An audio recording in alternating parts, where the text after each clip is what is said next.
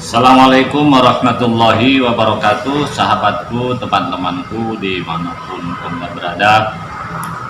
Kebetulan ada yang bertanya kepada saya tentang bagaimana prosedur rujuk atau setelah cerai ingin kembali dan apa saja rujuk yang tidak dibolehkan.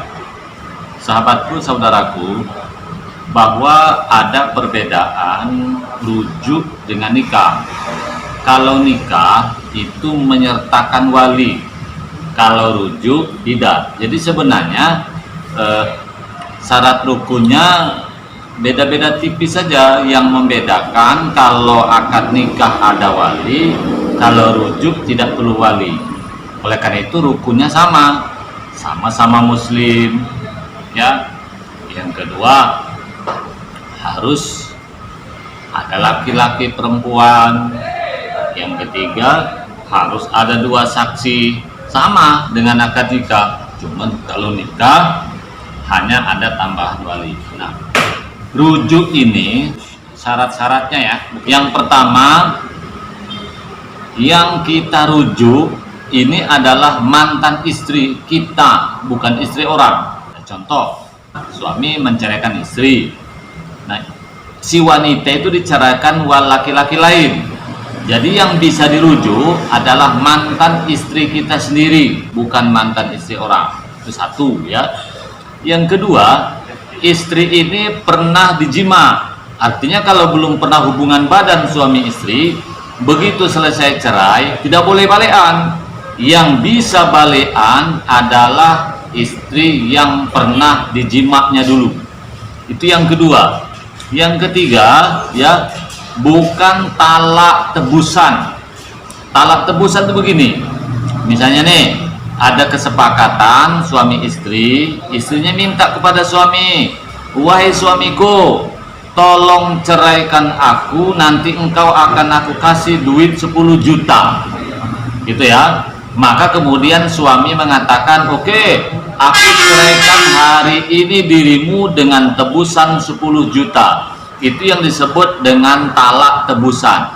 Ketika talak itu talak tebusan, maka tidak boleh balik lagi. Tapi kalau suami tidak menyebutkan permintaannya berapa nilainya, biasanya tebusannya senilai mas kawin yang diberikan. Itu tidak boleh lagi kalau sudah ada tebusan itu. Kemudian berikutnya, yang tidak boleh balik lagi adalah talak 1 boleh, talak 2 boleh. Ketika sudah talak 3 tidak boleh lagi. Kemudian syarat berikutnya adalah rujuknya ketika masa iddah belum habis. Nah, masa iddah ini kan beda-beda, tergantung siapa kita. Kalau istri sedang hamil, berarti masa iddahnya kan sampai melahirkan. Kalau istri tidak hamil, berarti 3 kali suci. Jadi sebelum habis masa iddah silahkan rujuk, tapi kalau sudah habis masa iddah tidak boleh rujuk lagi. Jadi ada 4 macam ketentuan yang dibolehkan rujuk. Sekarang bagaimana prosedur rujuk? Sederhana saja ya. Nah, syarat lain tentu istri mau dan pernah disetubui, termasuk yang tadi itu ya, bukan talak tebusan dan segala macam.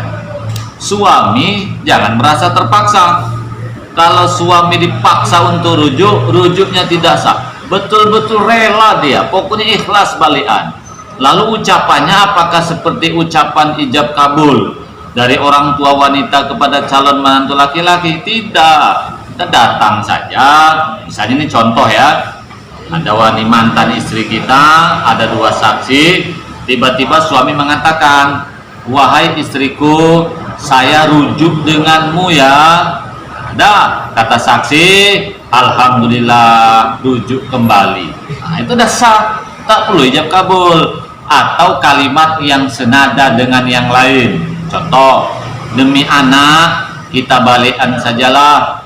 Kalau masih ngambang, saksi nanya, apa maksud kamu tadi? Rujuk kan? Iya. Nah, boleh, tak perlu doa. Tapi kalau ada doa lebih baik. Saudaraku, sahabatku khusus yang bertanya, memang ada ulama tapi tak banyak ya, sebagian. Ternyata begitu balikan dengan istri langsung jima, itu sudah dianggap rujuk dengan catatan niatnya rujuk. Jadi tak perlu ucapan tadi, tak perlu saksi tadi.